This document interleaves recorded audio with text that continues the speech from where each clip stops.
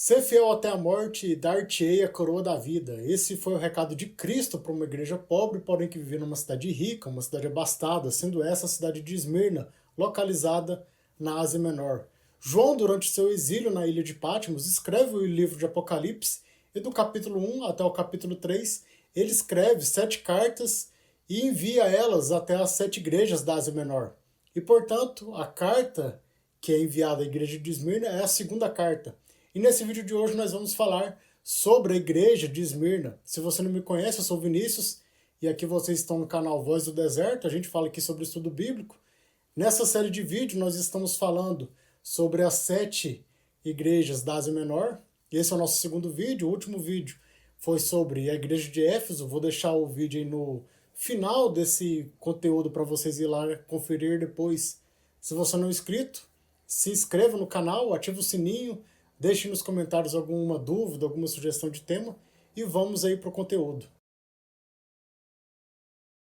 Eusébio de Cesareia relata na sua obra História Eclesiástica os últimos momentos da vida do bispo Policarpo de Esmirna e o seu cruel martírio durante os tempos do imperador Marco Aurélio, isso por volta do ano 155 d.C. Policarpo de Esmirna foi um dos últimos elos entre os apóstolos que andaram com Cristo e as lideranças da igreja primitiva entre o primeiro e o segundo século. Na sua juventude foi discípulo do apóstolo João e anos mais tarde tornou-se bispo da igreja de Esmirna. O seu nome significa aquele que produz muitos frutos, e dentre esses frutos, um dos mais significativos foi Irineu de Lyon, bispo da igreja de Lyon, na Gália, na atual França. Conta a história que certa noite, 3 dias antes da prisão do bispo Policarpo, ele estava fazendo seu período de oração e acabou adormecendo. E durante o seu sono, ele teve um sonho, e nesse sonho ele viu seu travesseiro pegando fogo. Logo, quando acordou, ele contou para as pessoas que estavam com ele e disse qual era o tipo de morte que ele deveria ter para glorificar o Senhor. Um grupo de soldados foram enviados para capturá-lo. A preocupação dos irmãos da igreja o induziram a fugir para uma aldeia nas proximidades. Mas logo seus perseguidores o encontraram. Policarpo poderia ter fugido, mas se recusou e disse: seja feita a vontade do Senhor. Policarpo recebeu seus perseguidores de bom grado, com amor, graça e generosidade. Nos seus últimos momentos em liberdade, ele pediu que lhe fosse concedido um momento de oração. A piedade do velho bispo deixou a todos assustados, e muitos se entristeceram com o fato de que um homem tão respeitável e piedoso deveria ser levado à morte.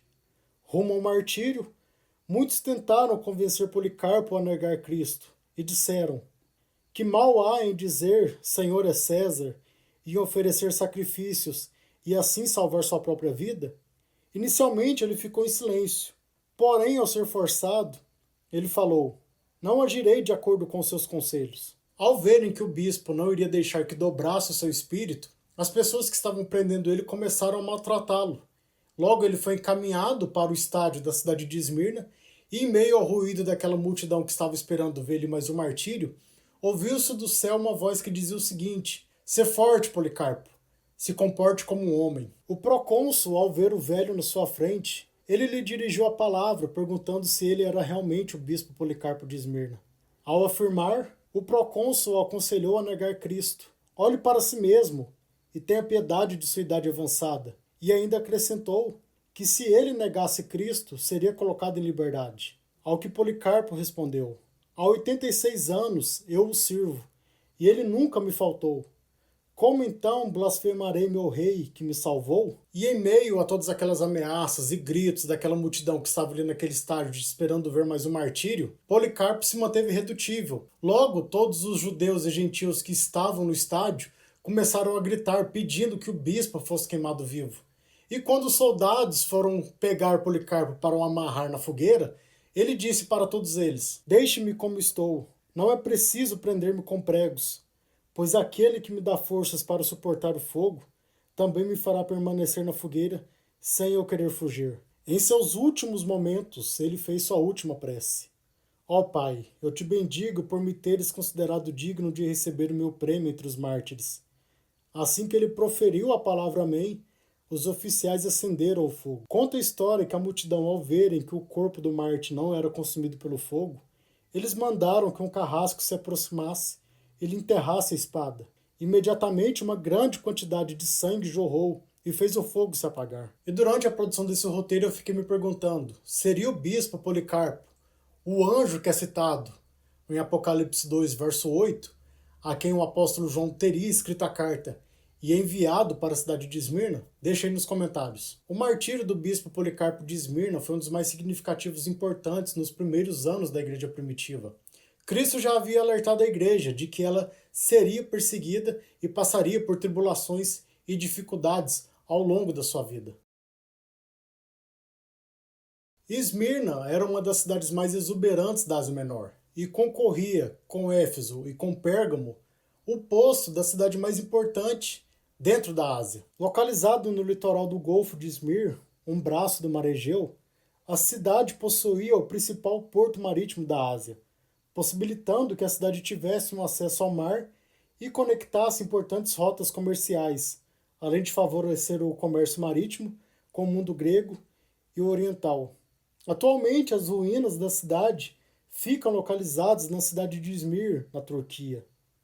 Por volta do ano 1000 a.C., a cidade foi dominada com a chegada dos povos gregos, especialmente após a chegada dos jônios, algo que ocorreu em torno do século 9 a.C., e a cidade tornou-se parte da Liga Jônica, um grupo de cidades-estados gregos. Por volta do ano 600 a.C., o quarto rei da Lídia, Alíates, travou uma série de ataques contra a península da Anatólia, devastando as cidades da Ásia Menor.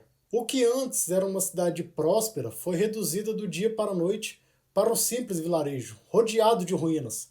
Logo após o domínio dos lídios, veio o domínio dos persas, e por volta do século IV a.C., a cidade foi tomada por Alexandre o Grande durante a campanha de tomada da Ásia Menor pelos exércitos desse imperador. Reza a lenda que durante a sua estadia na cidade, Alexandre teria adormecido no Monte Pagos. Durante o seu sono, ele teve um sonho dado pelos deuses que o ordenaram reconstruir ali uma cidade. Devido à morte precoce do imperador, ele não concluiu pessoalmente a reconstrução de Esmirna, algo que foi concluído pelos Seleucidas. O que outrora era um vilarejo rodeado por ruínas, agora contava com amplas ruas retas, um teatro, um ginásio, uma ágora monumental, que era um mercado público, e vários templos pagãos para as divindades gregas. A nova Esmirna surgiu, reconstruída das cinzas e das ruínas, e se tornaram uma das principais cidades da Ásia Menor. Os seus habitantes se orgulhavam dessa história de morte e renascimento, algo que era vivido no imaginário popular. E durante o domínio romano, a cidade de Esmirna alcançou uma grande prosperidade econômica e também cultural, sendo uma das cidades mais fiéis ao Império Romano e ao culto ao imperador. E em meio a uma cidade rica, uma cidade próspera, uma cidade exuberante, havia ali uma igreja pobre e que vivia às margens da sociedade. Nos relatos do Novo Testamento, não é mencionado diretamente qual foi o apóstolo responsável por plantar a igreja na cidade de Esmirna. Entre os nomes apontados, nós temos os nomes do apóstolo Paulo e do apóstolo João.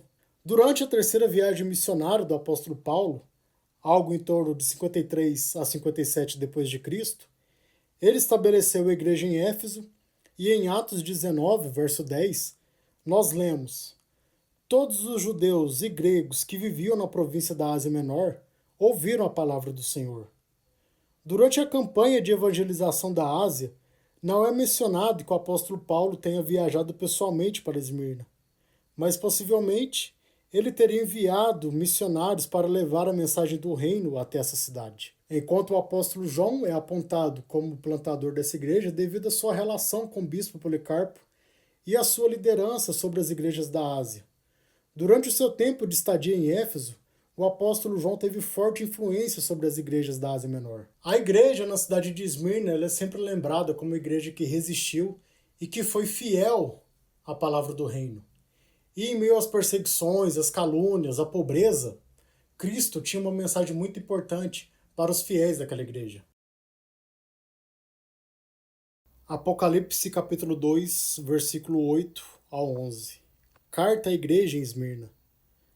Ao anjo da igreja em Esmirna, escreva: Estas coisas diz o primeiro e o último, que esteve morto e tornou a viver. Conheça a tribulação pela qual você está passando, a sua pobreza, embora você seja rico, e a blasfêmia dos que se declaram judeus e não são, sendo isto sim sinagoga de Satanás. Não tenha medo das coisas que você vai sofrer. Eis que o diabo está para lançar alguns de vocês na prisão, para que vocês sejam postos à prova e passem por uma tribulação de 10 dias. Seja fiel até a morte, e lhe darei a coroa da vida. Quem tem ouvidos, ouça o que o Espírito diz às igrejas. O vencedor, de modo nenhum, sofrerá o dano da segunda morte. Até a morte. Essa, sem sombra de dúvidas, é a parte mais difícil, mais pesada, mais triste, dentro da carta que foi enviada aos discípulos da igreja de Esmirna. Diferentemente da igreja de Éfeso, a carta veio para aqueles discípulos avisando que os fiéis iriam passar por um período de tribulação, de perseguição e também de martírio. Os cristãos de Esmirna padeceram pela ação direta de Satanás, que os levava à prisão e ao martírio. Para Esmirna, Cristo não faz advertências quanto à forma de viver dos discípulos. Aqueles irmãos estavam vivendo o evangelho do reino autêntico e genuíno, e tornaram-se alvos de Satanás. O verso 8 enfatiza a morte e a ressurreição de Cristo, e é um preparativo para os versos que viriam a seguir. Diferentemente dos fiéis da igreja, dos discípulos, os habitantes da cidade, os pagãos, eles se orgulhavam da cidade ter sido destruída e posteriormente reconstruída, e ter renascido mais forte do que era antes. Nesse versículo nós vemos que Cristo está dizendo que ele é aquele que verdadeiramente ressuscitou, que é ele quem reina. No verso 9, Cristo trata os aspectos dos nossos irmãos, as suas obras, a tribulação e a pobreza. Apesar da condição humilde da igreja, e embora as dificuldades fossem grandes, Cristo enfatizava com amor que aqueles irmãos eram ricos. Muitas vezes, em nossas dificuldades, as nossas aflições mascaram as nossas riquezas em Cristo. Em Cristo somos plenamente ricos, somos plenamente felizes, mas ainda não. Somos salvos, mas ainda não. Vivemos na esperança de sua vinda, para vivermos plenamente as nossas riquezas em Cristo na eternidade. Cristo afirma que eles eram ricos. Essa é a prova do evangelho genuíno que eles viviam, não apenas pregavam.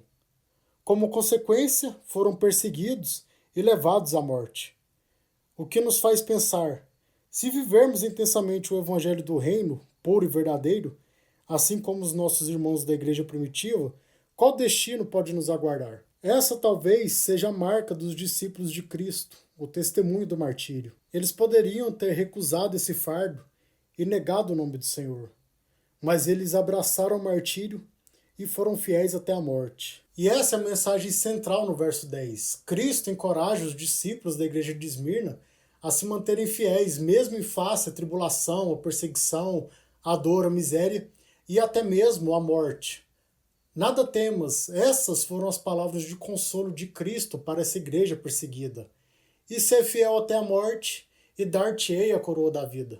Com isso, eles foram encorajados, preparados e consolados para enfrentar, sem recuar, o destino que estava diante deles. O verso 11 conclui a carta ressaltando novamente a importância de perseverar até o fim, mesmo em face da morte.